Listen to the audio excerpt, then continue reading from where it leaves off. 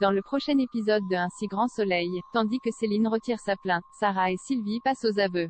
Attention, les paragraphes qui suivent contiennent des spoilers sur l'épisode d'Un si grand soleil diffusé lundi soir sur France 2. Si vous ne voulez rien savoir, ne lisez pas ce qui suit. Lundi 27 septembre dans Un si grand soleil. Céline retire sa plainte. Céline se rend au cimetière où Claire l'attend avec une enveloppe contenant l'un des documents volés que son agresseur cherche à récupérer. Comme la jeune femme ne comprend rien à cette histoire, l'infirmière indique que ces gens sont dangereux et qu'ils ne la lâcheront pas tant qu'ils n'auront pas les documents. Tandis que Céline lui rappelle qu'elle ne les a pas, Claire répond qu'elle est prête à les lui donner à condition qu'elle retire sa plainte contre elle et Myriam. Sans attendre, Céline contacte Manu et lui raconte tout avant de le supplier de faire quelque chose pour la protéger. Malheureusement, le capitaine Léonie a bien du mal à la croire et lui conseille plutôt d'aller voir un professionnel pour se faire aider. De son côté, Céline rencontre Serge et lui raconte le cauchemar qu'elle vit actuellement. Compte tenu des menaces dont elle fait l'objet, l'avocat l'incite à retirer sa plainte. Se sachant en danger, Céline n'a pas d'autre choix que de céder au chantage.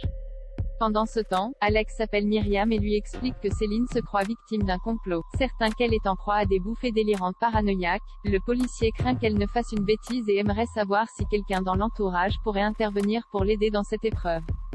Malheureusement, Myriam ne connaît aucun de ses proches. En fin de journée, Céline se rend chez le procureur pour retirer sa plainte contre Myriam et Claire. Lorsqu'il tente de comprendre ce revirement, Céline rétorque qu'elle a tout simplement perdu son objectivité à la suite de la mort de sa tante et disculpe entièrement les deux femmes.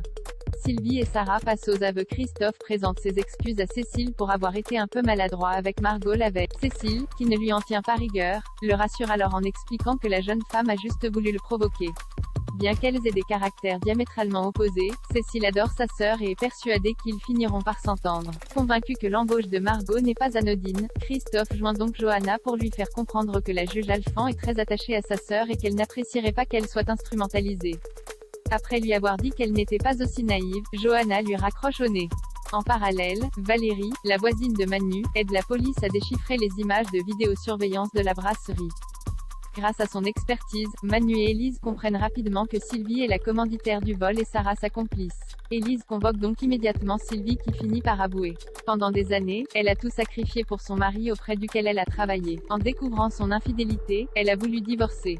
Cependant, en apprenant qu'elle n'aurait le droit à rien car elle n'avait aucune preuve comptable de son travail dans l'entreprise, elle s'est décidée à voler la voiture. Une sorte d'indemnisation selon elle pour tout ce qu'il lui devait. Sarah rapporte quant à elle que Marc la harcelait depuis des semaines pour qu'elle démissionne. Une situation qui l'a conduite à prendre des antidépresseurs pour tenir le coup. Peu à peu, Sarah a compris que Marc était horrible avec sa femme qu'il n'hésitait pas à tromper et manipuler. Avec Sylvie, elles se sont donc liées pour se venger de lui. Toutefois, Sarah assure qu'elles ont renoncé au dernier moment à leur projet et qu'elles n'ont pas volé la Porsche. Par la suite, Manu se rend au garage pour questionner Marc qui jure qu'il n'a jamais harcelé son employé. Pour lui, c'est sa femme qui aurait monté Sarah contre lui. Plus tard, le commissaire Baker et la juge Alphand font le point sur l'enquête. Certaines que les deux femmes se sont débarrassées du véhicule, Cécile met Sylvie en examen. Non loin de là, Florent ne peut s'empêcher de trouver étrange que Sylvie et Sarah n'aient pas avoué le vol de la voiture alors que la police leur a mis la pression séparément. Johanna se demande donc si elle n'aurait pas dit la vérité depuis le début.